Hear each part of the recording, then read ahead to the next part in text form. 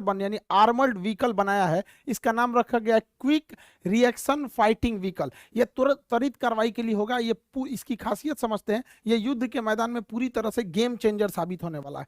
Actually आप देखिएगा गलवान घाटी जब इंसिडेंस हुआ था आज से 2 साल पहले, तो चाइनीज जो थे सब गलवान में इस तरह के बख्तरबंद गाड़ियां लेके चले आए थे, और इनके बाद आप देखे थे एक झड़प हुई थी जिसमें हमारे कर्नल संतोष बाबू और बहुत सारे जवान हमारे शहीद हो गए थे।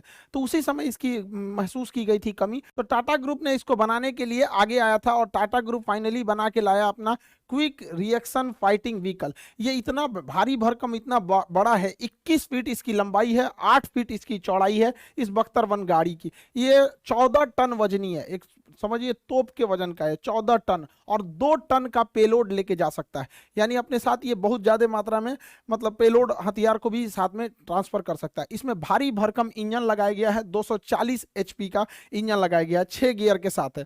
ये 4x4 है, यानी इसके चारों जो चक्के हैं वो इंजन से चलेंगे, ये वाले पीछे वाले भी दोनों और आगे वाले भी दोनों चलेंगे। अमूमन गाड़ियां जो होती हैं वो 2x4 होती है, यानी पावर किसी 2 ही चक्के को मिलता है, जबकि ये 2x2 नहीं है बल्कि ये 4 व्हील ड्राइव है, पूरा का पूरा इसके साथ चलेगा। इतने हैवी इंजन लगने की वजह से इसमें पावर जबरदस्त रहता है, और इसका ग्राउंड क्लियरेंस देखेंगे जमीन से ऊंचाई तो 315 mm है, जिस वजह से ये किसी भी उबड़ खाबड़ एरिया में इजीली जा सकता है, और 4x4 होने की वजह से कहीं नहीं फंसेगा। अगला चक्का फंसेगा तो पिछला खींच लेगा, बालू में कहीं पे भी नहीं धंसने वाला है।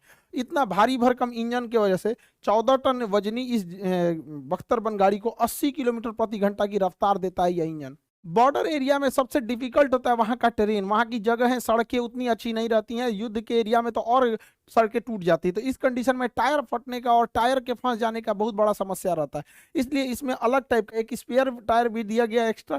साथ में जो इसमें टायर की टेक्नोलॉजी यूज की गई है, रन फ्लैट टायर यूज किया गया है। रन फ्लैट टायर की खासियत ये होती है कि अगर ये पंचर नहीं हो, मतलब पंचर भी हो गया तो कोई दिक्कत नहीं, इसका जो साइड वॉल होता है बहुत हार्ड बनाया जाता है, जिस वजह से ये पचकता नहीं है, और ये पंचर होने के बावजूद भी ये आगे बढ़ते रह सकता है। तो ये उसकी सबसे बड़ी खासियत है। साथ में इसे माइन प्रूफ बनाया गया, दुश्मन के एरिया में एंटी टैंक या माइंस लगा दिए जाते हैं, जिस पर अगर वाहनें चढ़ती हैं तो ब्लास्ट कर जाती हैं। तो ये माइन प्रूफ बनाया गया है, इसके नीचे किसी भी एक्सप्लोसिव का असर नहीं पड़ेगा। ब्लास्ट प्रूफ बनाया गया है, आईडी वगैरह ब्लास्ट कर देते हैं, कभी देखते होंगे नक्सल वगैरह रास्ते में गाड़ी उड़ा देते हैं, पुलवामा में जिस तरह का अटैक हुआ था उस तरह के लिए इसको ब्लास्ट होगा तो कोई फर्क ही नहीं पड़ेगा। सबसे बड़ा दिक्कत होता है ब्लास्ट के बाद जहरीली गैस निकलती है और वो अंदर चली आती है तो उससे मौत हो जाती है।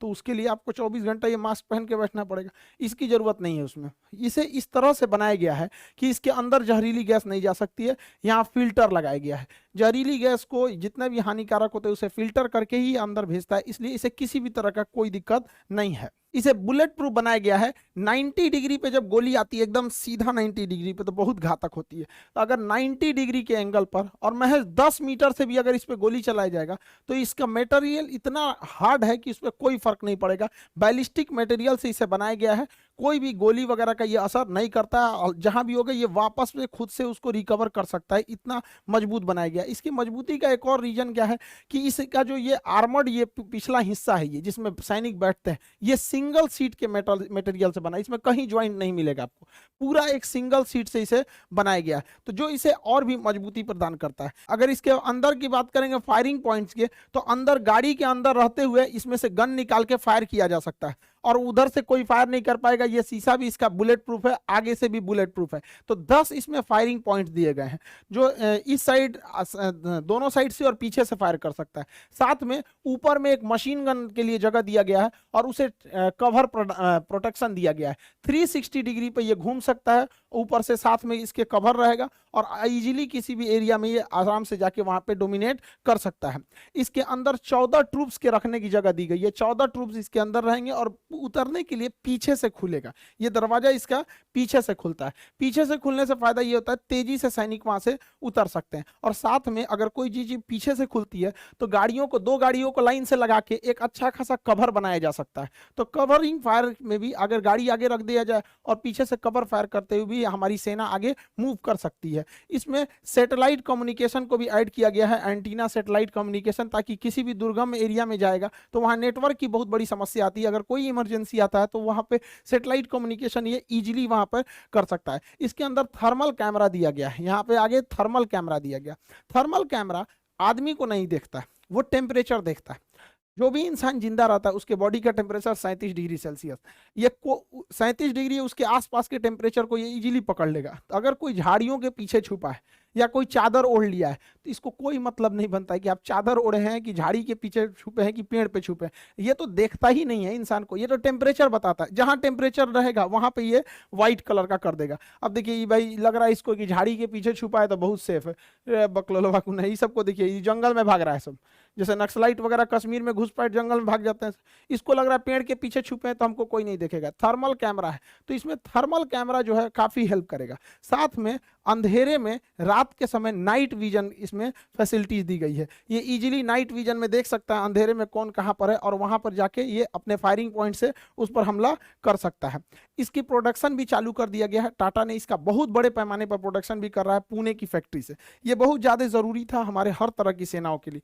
साथ में टाटा ने इसका प्रोडक्शन करके और गलवान घाटी में पहुंचा भी दिया, जहां पर चाइना वाले अपना वो गाड़ी लेके आए थे सब, वहां टाटा ने पहुंचा दिया इसको। इसकी बहुत ज्यादा जरूरत थी। देखिएगा हमारे नक्सल क्षेत्र में वहां पे जो सैनिक जाते हैं या पुलवामा में देखिए ऐसे ट्रक से जा रहे थे लोग, ब्लास्ट करके उड़ा दिया गया, चारों ओर से घेर के अचानक हमला कर देते हैं, उसे अम्बुश कहा जाता है टेक्निकल भाषा में। तो अम्बुश में तो एकदम खतरनाक काम आएगा, चारों ओर से घेरो ससुरा, इसको कोई फर्क नहीं पड़ता, बम बारूद कुछ भी मारते रहो, अंदर से इसमें बैठे हैं सब इनके अब्बा लोग, मार के उड़ा देगा सब यहाँ पर। तो ये नक्सल के लिए, काउंटर टेररिज्म के लिए या फिर बॉर्डर पे फॉरवर्ड पोस्ट के लिए ये बहुत ज्यादा जरूरी था। टाटा ने बहुत बेहतरीन काम किया है और साथ में टाटा ने अब इसका एक्सपोर्ट भी चालू कर दिया। यूएन की जो पीस कीपिंग फोर्स अफ्रीका में लगी है उनको भी टाटा ने इसके 2 यूनिट की सप्लाई कर दी है। तो इस सब सेक्टर में प्राइवेट कंपनियों को आने से बहुत बेहतरीन है। और वैसे भी पता है कि टाटा के पास लोहे की तो कोई कमी नहीं है, टाटा का लोहा जहां जाता है वहां अपना धूम मचाता है। वैसे टाटा की तो नॉर्मल गाड़ी भी इन गधों के वाली गाड़ी से तो तगड़ा ही रहती है, हालांकि अब इनके लिए बुरा दिन चालू हो गया है। तो डिफेंस सेक्टर में जो प्राइवेट कंपनी आई हैं इनसे काफी ज्यादा फायदा हुआ है। डिफेंस में इसी तरह अडानी डिफेंस भी है, साथ में कल्याणी डिफेंस जो है कल्याणी ग्रुप ने, उसने भी एक बख्तरबंद गाड़ी बनाया है, उसके बारे में भी हम आपको बताएंगे। और अभी जो